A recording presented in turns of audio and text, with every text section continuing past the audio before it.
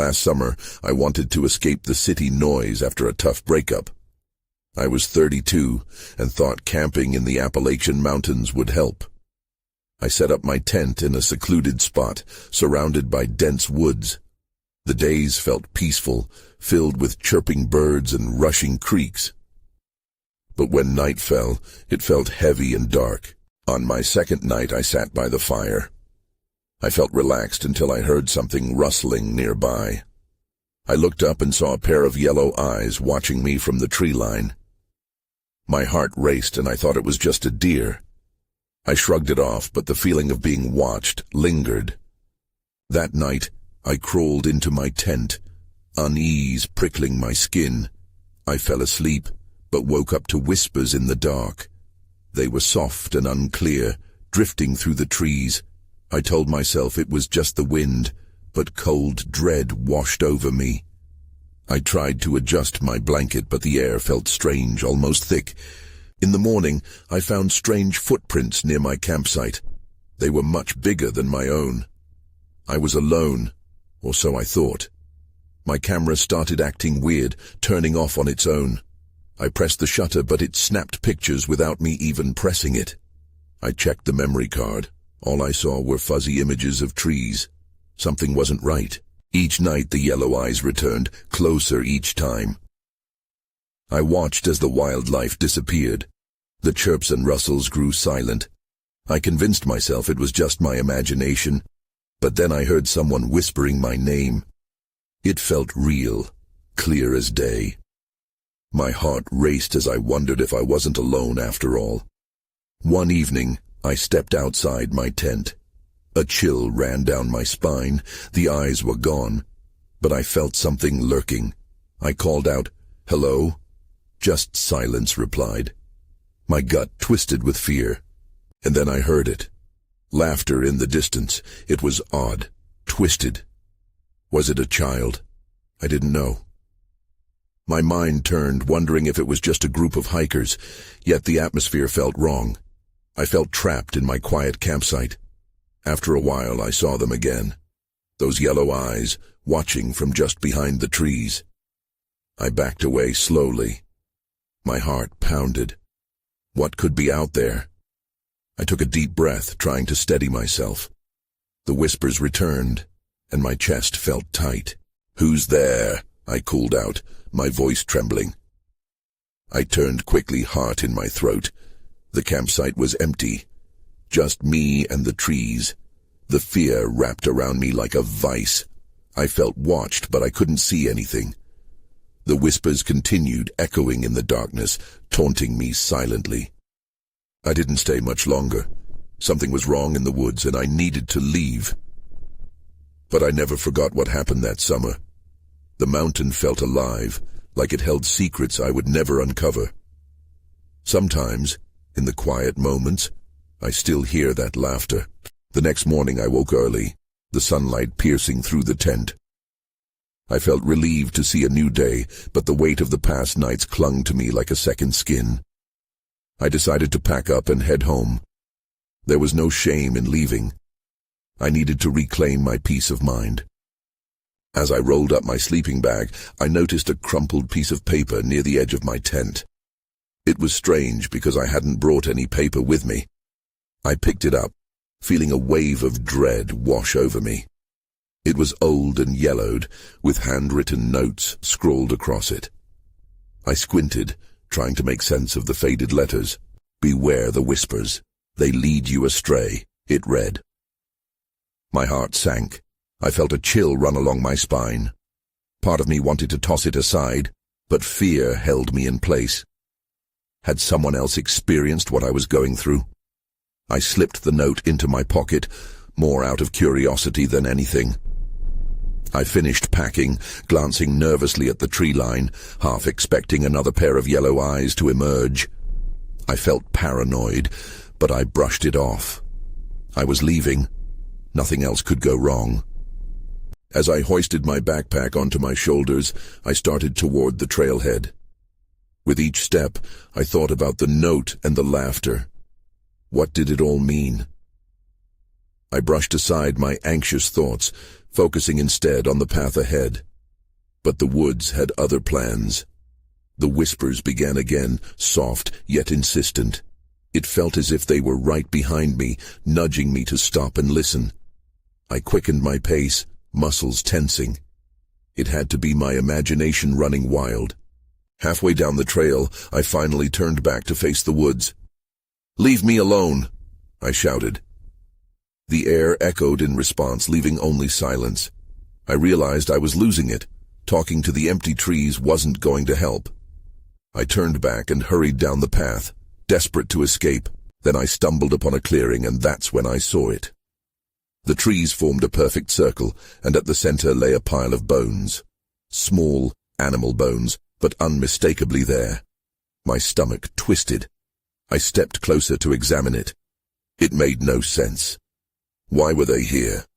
It was too neat, too deliberate. Suddenly I heard it again. Laughter. This time it was loud and jarring, echoing through the clearing. It was no child. Something was playing with me. Terror flooded my veins.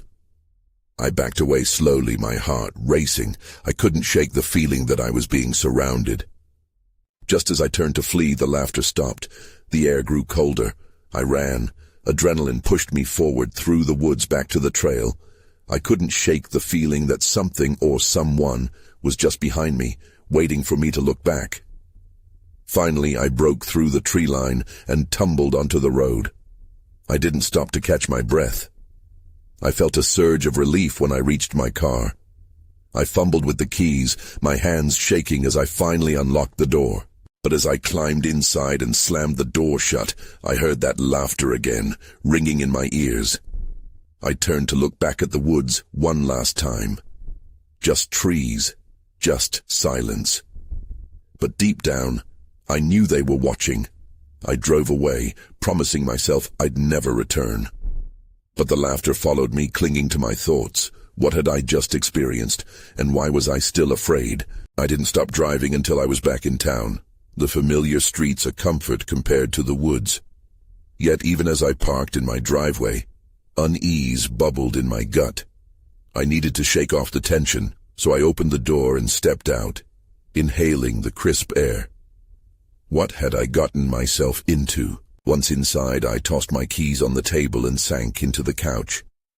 The stillness of my home felt strange, almost suffocating. I glanced at the note in my pocket, the words, "Beware the whispers," echoing in my mind. I pulled it out and studied it again. What whispers? My phone buzzed, breaking the silence. It was a message from Alex, my closest friend.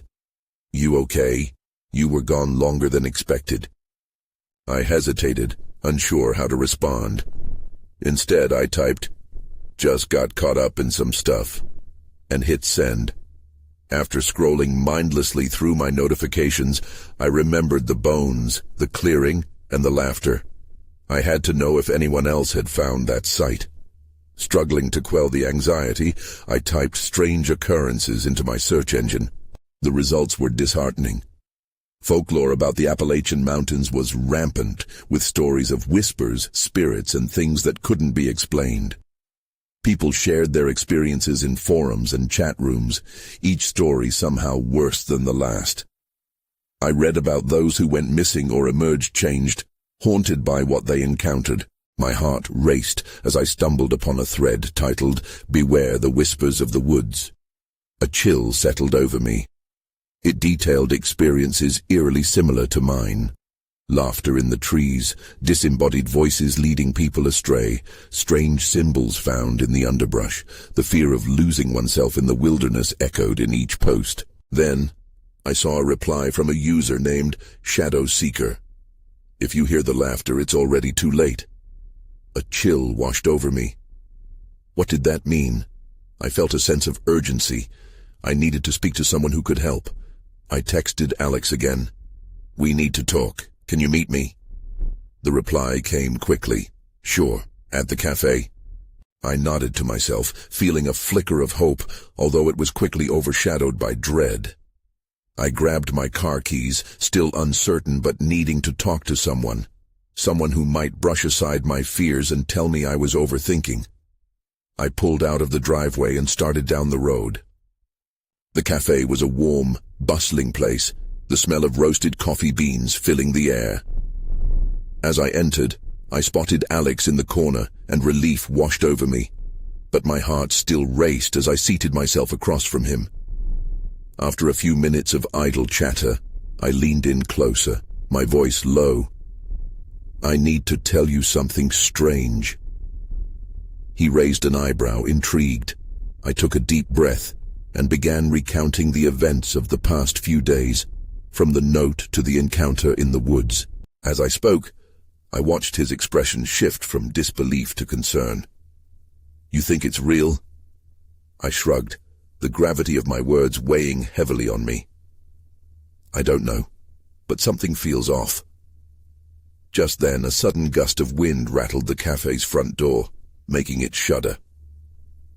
I strained to see outside, and that's when I noticed a shadow darting between the trees across the street. My breath caught in my throat. "Did you see that?" I murmured, pointing. Alex looked puzzled, but his eyes trailed in the direction I gestured. "See what?" But the shadow was gone. A sickening feeling settled in my stomach as I realized the whispers weren't just in the woods, they were following me. Could I escape whatever had woken up out there?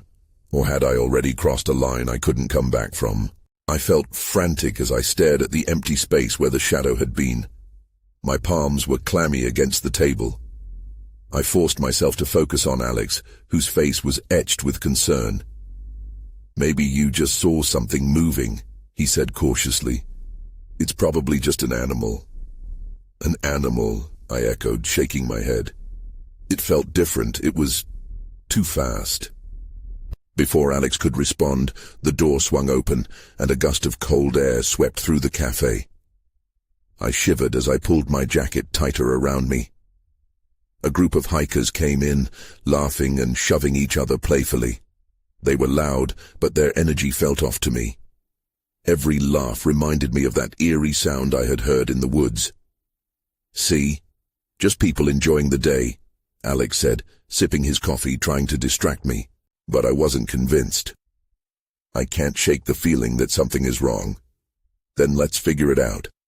Alex's tone shifted to determination. "What do you want to know?" I glanced around, as if the cafe itself could reveal a hidden truth. What if this is all connected? The whispers, the woods, the note.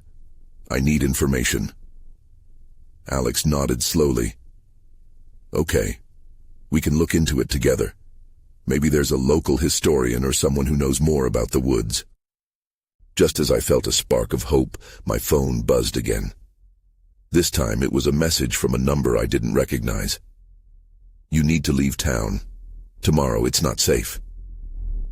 My heart raced again. A jolt of adrenaline surged through me. "I need to go," I said, already rising from my seat. "Wait, what is it?" Alex asked, looking worried. I showed him the message. He scrutinized it for a moment before glancing back at me. "You can't be serious. This could be a prank." But I felt the weight of dread press on my chest. "I don't think so. It feels too personal." The laughter from the hikers faded as I made my way outside, the chill returning with a vengeance. I needed answers, but I also felt a desperate need to prepare for what might come next. By the time I reached my car, a nagging feeling had settled in. What if the whispers really were coming for me? I started the engine, my mind racing with possibilities. I needed to find someone who could help me understand what was happening. As I turned onto the road, I glanced back at the woods, shadows looming ominously at the edge of the town. That's when I spotted an old man standing just beyond the tree line, staring straight at me. Then he raised his hand and pointed directly at me. "Freeze." For a moment, everything went silent. "Alex!" I yelled, frantically waving him over. But as I turned back, the man had vanished. "Where's he going?" Alex came up beside me, squinting at the tree line. "I don't know, he was just there." "This is getting out of hand," he muttered, nervously glancing around. Suddenly the laughter echoed again, just like in the woods. This time it was closer, shuddering through the very air around us. I swallowed hard, terror gripping me. No one else seemed to notice. We need to leave now. But as I looked back at the woods one last time, I realized I couldn't escape. The whispers had already chosen me. I pressed my foot down on the gas, urgency clawing at me. As we sped away from the cafe, I couldn't shake the feeling that the woods were watching, waiting. My heart hammered in my chest. "What if they find out?" I muttered, almost to myself. "What do you mean?" Alex asked, his brow furrowed. "The note, the whispers, they feel like warnings. Someone doesn't want me here." I glanced at him, my stomach twisting. What if it's not just some prank? Alex wanted to argue but stayed silent, the tension thick in the car. I took a deep breath, focusing on the road ahead. I needed to stay sharp, to think clearly. "Let's go to the library. We can find someone who knows about the history of the town." "Okay," he replied, finally starting to grasp the urgency in my voice. We arrived at the library minutes later, the large stone building looming over us.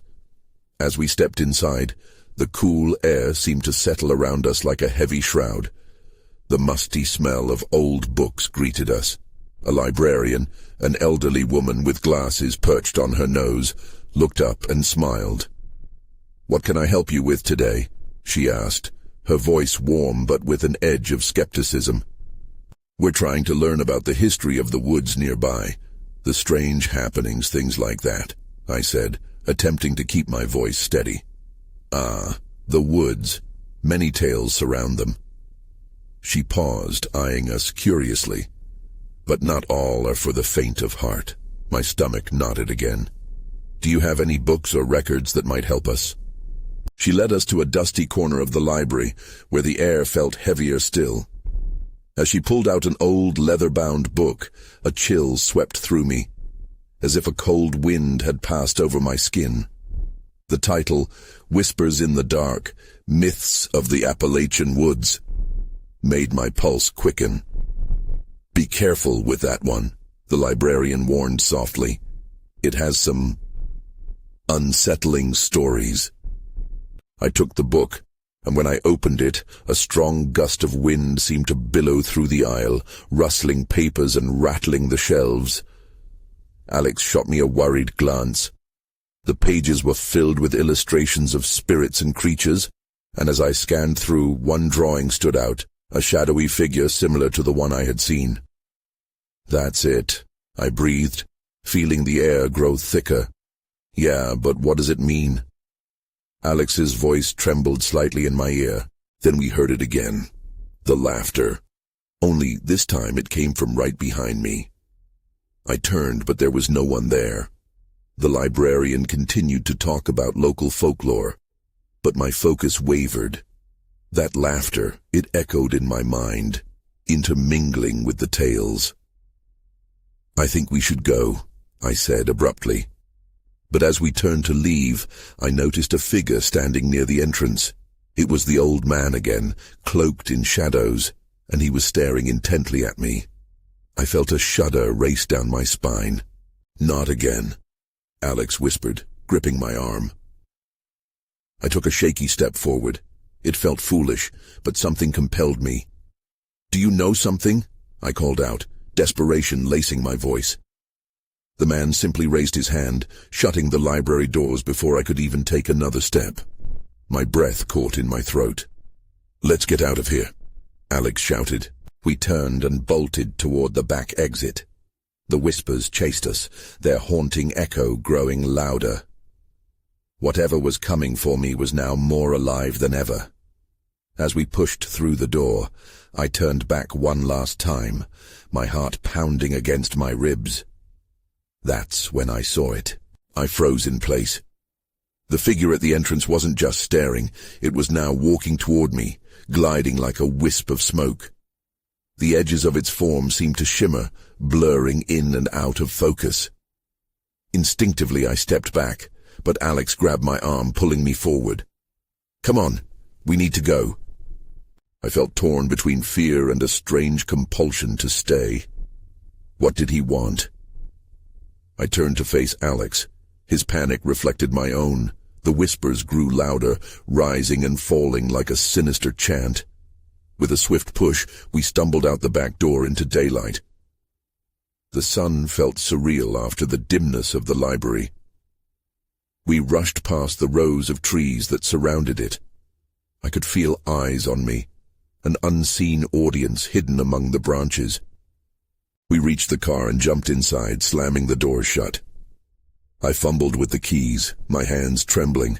It felt like every second dragged, the weight of something heavy pressing down. "Drive," I barked, heart racing. Alex didn't argue. He turned the key and the engine roared to life. He pulled out of the parking lot, tires squealing against the gravel. "Where to now?" he asked, glancing nervously in the rearview mirror. "Anywhere but here," I replied, still reeling from what just happened. "We need to find out more about the old man." "What was that thing?" he shot back, his voice shaky. I didn't have an answer. That drawing in the book haunted me, its chilling resemblance too close to what I had seen. "Let's head to the town archive. Maybe there are records about the old man or the woods." Alex nodded, determination pushing through his fear. We arrived at the town office, another stone building, but this time it felt more welcoming under the bright sunlight. Inside, a receptionist sat at a desk, and I approached her. "We need information on the history of these woods," I said, trying to mask my anxiety. "Sure. Just fill out this form, and I can help you find what you need." While I filled out the paperwork, I felt a sinking sensation in my gut. It was too quiet in there. The whispers from before morphed into a low hum, tickling my ears.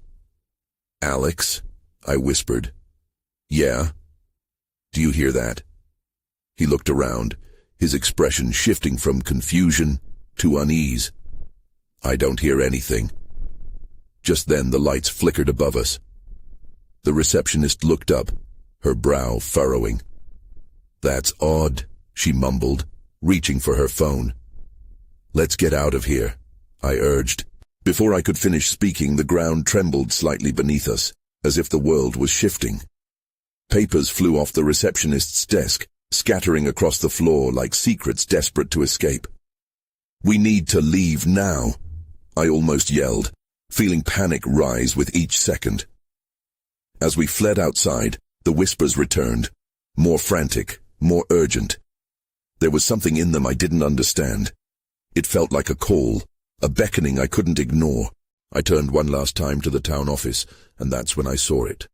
Shadowy figures moving among the trees, their forms twisting and shifting as if they were part of the wood itself. And they were staring. "Alex, we have to run," I shouted. The fear surged through me, fueling my legs as I sprinted toward the safety of the car, hope clashing with dread in my mind. We sped away from the town office, the landscape blurring past us as we left that place behind. The forest loomed on either side of the road, branches reaching like skeletal fingers. I couldn't shake the feeling that something was following us. The whispers had ceased but left a heavy silence in their wake. "Did you see them?" I asked, breathless. "Those figures in the trees?" I did. They looked real." Alex gripped the steering wheel tighter, knuckles white. "What was that all about?" "I don't know, but we have to figure it out." My mind raced back to the library and that sketch, the old man standing among the trees, a sentinel of sorts. We need to go back to the library. There has to be more information about him. Now? After all that? Alex shot me a look that screamed disbelief. "Please, Alex, I have to know what we're dealing with." With a reluctant nod, he turned the car around. The route back felt longer, tenser. My heart thudded at the thought of re-entering that library, but my curiosity outweighed my fear. Ignoring the way the shadows seemed to stretch and pulse around us, I focused on what we could uncover. As we parked, I noticed a flicker of movement, a shadow darting between the trees. It sent a shiver down my spine. "Did you see that?" I asked, but Alex was already getting out of the car. The library stood as a fortress of knowledge, but today it felt more like a trap. I opened the door, and the musty air washed over me. The otherworldly quiet that had settled in earlier was even more pronounced now, almost suffocating. "The section on local folklore should be in the back," I said, leading the way. I could feel the weight of the room pressing down on us, each step echoing like a warning. We navigated the maze of bookshelves until we reached the designated area. I started pulling books from the shelves, titles that sent chills up my spine. Legends of the Appalachian woods, the history of the haunting spirits, folklore of the forgotten. It felt too easy, as if the library itself was offering us the answers we sought. "Look at this," I exclaimed, holding up a weathered book. The cover depicted forests shrouded in mist and a lone figure under the trees. "That looks familiar." Alex leaned closer to examine the illustration. Suddenly, a loud bang echoed through the library, coming from the front. We exchanged alarmed glances. "What was that?" I whispered, heart racing again. "I don't know." Alex looked toward the entrance. "Should we check?" Before I could respond, the lights above flickered. A loud crash followed, and instinctively we stepped back against the shelves. The chants returned, whispering our names, a cacophony of urgency that pushed against my mind. "We should leave," I said, but my eyes were glued to the window in front of us. Figures began to appear, distorted shapes drifting closer. They were real, not just shadows, faces twisted in anguish, eyes wide in despair. A feeling of dread settled in my chest, anchoring me to the spot. Then I gasped as something cold brushed against my face, an icy draft that wasn't natural. "Now!" I yelled, breaking the trance as I dashed for the exit.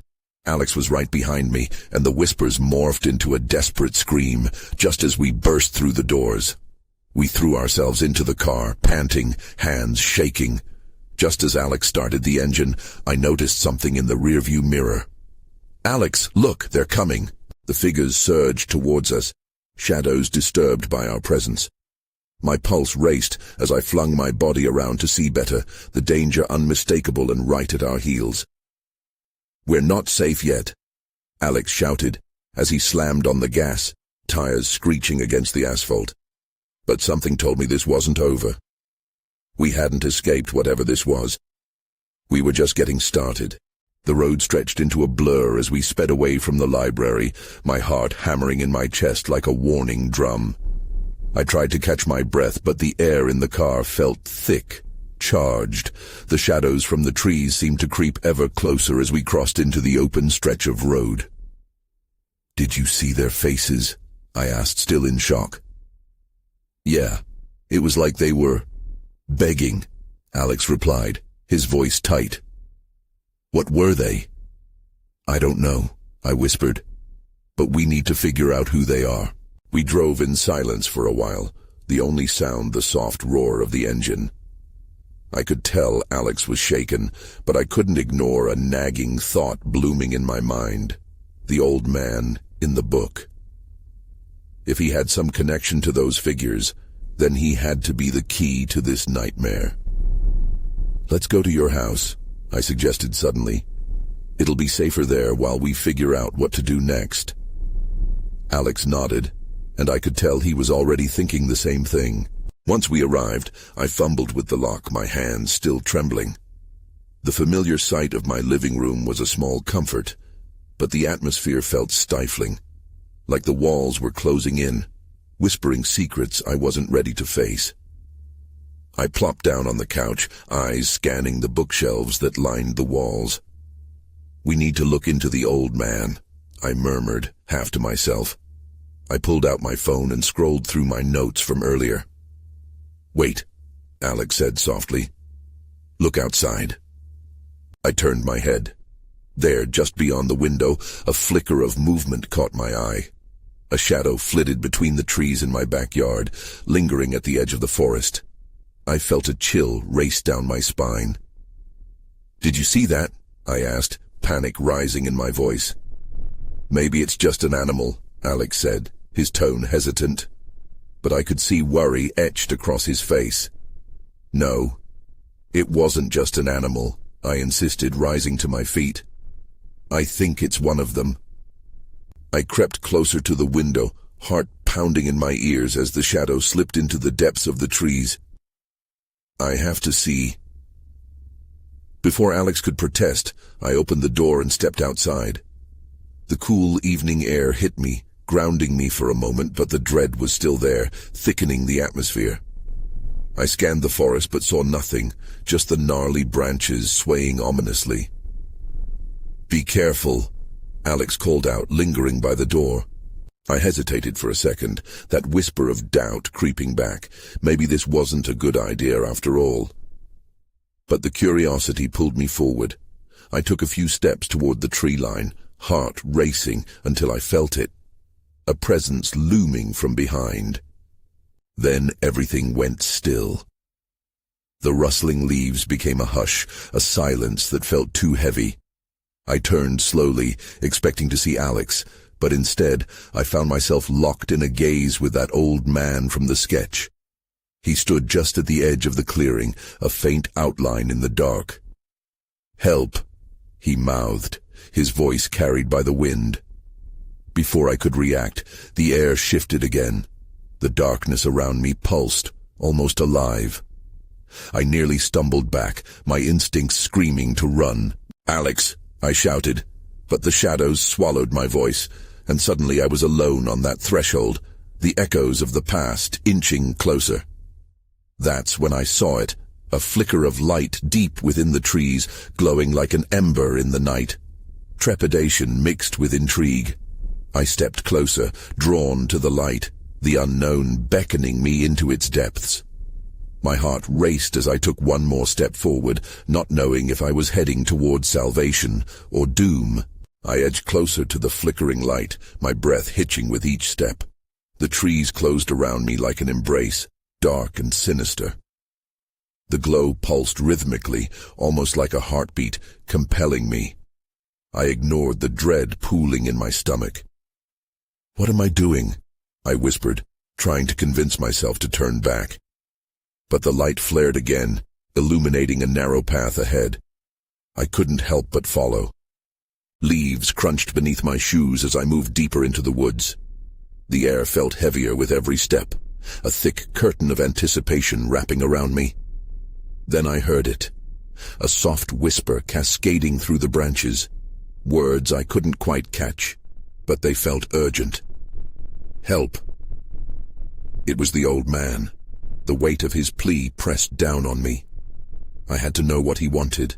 I stumbled forward, more cautious now. The light stood out starkly against the darkness, leading me toward a small clearing. I stepped into it, and the sight took my breath away. A small fire flickered weakly in the center, casting ominous shadows that danced along the trees. Surrounding the fire were items scattered like offerings, twisted branches, faded photographs, and what appeared to be an old leather-bound book, its pages frayed at the edges. It was like someone had set up camp, but then vanished without a trace. "Alex," I called again, but there was no response. My voice fell flat against the silence, swallowed by the woods. I knelt by the fire, a mix of fear and intrigue coursing through me. The book caught my eye, its cover embossed with symbols I didn't recognize. I reached for it reluctantly, memories of the old man flooding my mind. The urgency I'd felt pulsed again, telling me this was part of something bigger. Just as my fingers brushed the cover, I heard a rustling behind me. I whirled around, heart racing. The moment stretched, and in the shadows I could make out a figure emerging. A woman, draped in dark clothing, eyes wide with a knowing glance. "You shouldn't be here," she warned, her voice low, urgent. "Who are you?" I demanded, my voice trembling. "What's going on? Is this about the old man?" She stepped forward, and the fire illuminated her face. She looked familiar, almost like someone I'd seen before, but I couldn't place her. "The old man is a guardian," she said cautiously. "You're not safe. They are coming." "Who's coming?" My pulse quickened with panic. "The shadows," she said, glancing over her shoulder. "We have to go now." Before I could react, the darkness around us shifted. Shadows slithered to life, forming shapes that crept toward the light. I backed away, instinct screaming. "Run!" she urged, grabbing my arm. We dashed into the woods, the whispers behind us growing louder, more demanding. I had so many questions, but right then, survival was all that mattered. With her pulling me forward, I could barely keep up as branches whipped against my skin. Finally, we burst into another clearing, and I gasped. There, illuminated by moonlight, stood a circle of stones, ancient and weathered. In the center was a swirling mist, dark and inviting. "That's our only chance," she panted. "Chance for what?" I gasped out, trying to comprehend her urgency. "Answers," she said, staring into the mist. "And freedom." I hesitated, dread washing over me once more. Whatever lay ahead felt monumental and terrifying, but I had no choice. I stepped toward her, into the darkness that beckoned me closer, unaware of the truths waiting to be uncovered.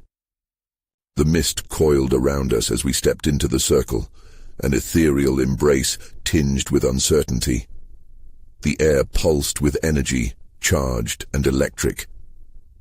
I glanced at her, the mysterious woman who had led me here. Her face was set with determination, but I could see the flicker of fear in her eyes.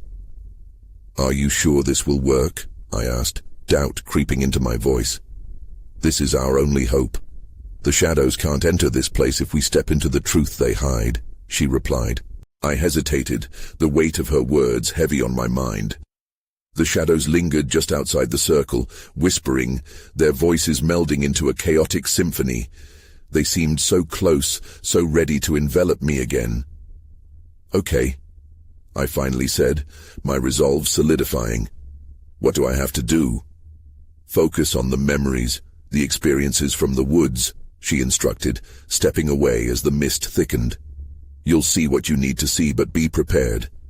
The truth can be uncomfortable." I took a deep breath, gathering my thoughts, my heart pounding against my ribs. The chaos of the last few days rushed back in vivid images, the yellow eyes watching me, the notes warning me, that laughter that felt like it belonged to the shadows. I couldn't shake the unsettling memories. As I stood there, eyes closed, I focused. I thought of the old man, of the stories threaded through the local legends. My mind began to swirl. The mist thickened, and slowly, I felt the ground beneath me shift.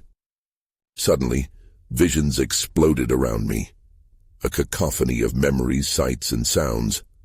I found myself back in the woods, but this time I was a bystander, not the only one. I saw the old man, gathered around others. They looked anxious. They stood in a clearing surrounded by the whispering trees, invoking a force, a ritual shaped by old traditions. Then, their faces shifted to fear as shadows poured from the trunks, twisting and curling, consuming one of the figures, a warning of some sort. "No!" the people shouted, but their cries were drowned out by the whistle of branches and echoes of something ancient awakening. I pulled back, gasping in horror, and found myself back in the circle, the woman beside me. "What just happened?" I stuttered, bewildered. "The woods are under a curse, held by those shadows who feed off fear and despair. They were once protectors, but have grown malevolent," she explained, eyes gleaming with urgency. "We were foolish to think we could conquer them without understanding their depths." I shook my head, grappling with the vision. "But why me? Why now?" "Because you ventured too close and they've marked you. You felt their power. It's stronger than you realize," she said softly. "You have to choose. You can join the fight to reclaim the woods or retreat, but the footprints of your path will always lead back here." Before I could respond, the shadows surged closer, their laughter now a roaring chorus. The woman gripped my arm tightly, her gaze piercing. "We can't hesitate. We must act. Act how? I asked, my pulse racing, terror and resolve mingling within me. What do I have to do? Embrace the truth. Use your fear against them. She stepped closer to the mist again. I could feel the air vibrating around us, charged with possibilities yet unfulfilled. Fear wrapped around me like a vice, threatening to pull me back into the darkness. Yet something inside urged me forward, to confront whatever waited beyond the mist. Okay, I breathed finally. Let's break this curse. Together, we stepped forward, the shadows clawing at the edges of the clearing as we entered the swirling mist side by side. The air thickened and a brilliant flash of light enveloped us. Then, stillness. When I opened my eyes, I found myself back in the clearing, but it was different this time. Reality shifted as the sun broke through a canopy of trees, illuminating the glade. The shadows were gone, replaced by an eerie calm. But I could feel tension still riding the air, lingering, an echo of a confrontation that needed to come. I looked at the woman beside me, but she was different now. The fear in her eyes had been replaced with fierce determination. Back to work, she said, exhaling slowly. We regained one battle, but the war is far from over. As reality settled around me, I glanced back at the forest, still dark and imposing, but somehow less daunting. I felt the whispers recede, though they lingered just beyond perception. Will they come back? I wondered out loud, uncertain about the truth I had just ventured deeper into. Not if we're prepared for them, she replied, setting her jaw with steely resolve. They're always lurking, waiting for fear to creep back in. We'll keep fighting. But as we turned our attention back toward the heart of the forest, a dark figure appeared at the tree line. I squinted, an instinctual worry knotting my stomach. It was just a shadow, but something hollowed in me as I realized the fight wasn't over. Let's go, she urged, her voice echoing against the silence, and we stepped forward together, ready to uncover not just the secrets of the woods, but the answers hidden deep within ourselves. Perhaps the real curse wasn't the woods, but the fear we carried within, and together we would unravel it.